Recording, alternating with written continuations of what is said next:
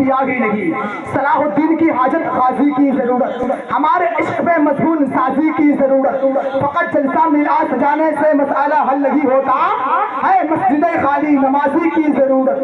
فقط جلسہ میلاد سجانے سے مسئلہ حل نہیں ہوتا ہے, مسجد خالی نمازی کی ضرورت. عشق ہے تو عشق کا مطلب سمجھ میں آئے گا, ان کا رتبہ جاہلوں کی کم سمجھ میں آئے گا. عشق ہے تو عشق کا مطلب سمجھ میں آئے گا, ان کا رتبہ جاہلوں کی کم سمجھ میں آئے گا. میری مانو مصطفیٰ سے عشق کرنا سیکھ لو, اس میں کتنا فائدہ ہے سب سمجھ میں آئے گا. ایک شعر اور پڑھتا ہوں حضرت, تو آپ کے حوالے کرتا ہوں. بس حجاب اور دوپٹے میں بھلی لگتی ہے, بس حجاب اور دوپٹے میں بھلی لگتی ہے, کوئی کچھ بھی کہے مگر دوپٹے میں بھلی لگتی ہے. اور میری قوم کی بیٹیوں پردے کا چلن عام کرو, قسم خدا کی بیٹیاں پردے میں بھلی لگتی ہے. اور جو بیٹیاں پردے کا معقول انتظام کرتی ہے, پردے کا خیال کرتی ہے, اس کے لیے شاعر کرتا ہے خود کو جو پردہ سے خوش جمال کرتی ہے.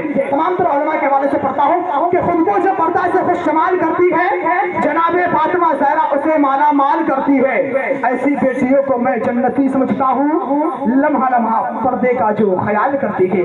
آئیے استقبال کرتے نعرہ تکبیر اور نعرہ رسالتوں کے ساتھ. نعرہ تکبیر, محبتوں کے ساتھ جواب دے. نعرہ لگانا کسی بریلی بھارتی کی سنت نہیں ہے, بلکہ صحابہ کرام کی سنت ہے. جب صحابہ کرام نے جب نعرہ لگایا تھا زید بن ارقم کے مکان پر, تو میرے ہمارے حضور صلی اللہ علیہ وسلم نے ان کو شاباشی دی تھی. اس کا مطلب یہ ہے کہ نعرہ لگانا صحابہ کرام کی سنت ہے. اس لیے نعرے کا محبتوں کے ساتھ جواب دے.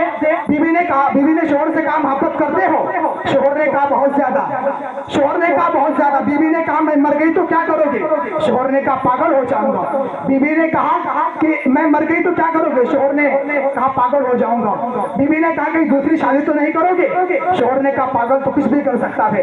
بس ایک خیال اپنے ذہن میں رکھے, نعرے کا جواب دے. نعرہ تکبیر, نعرہ رسالت, مسلک اعلی حضرت علماء اہل سنت حضرت کاظم رضا.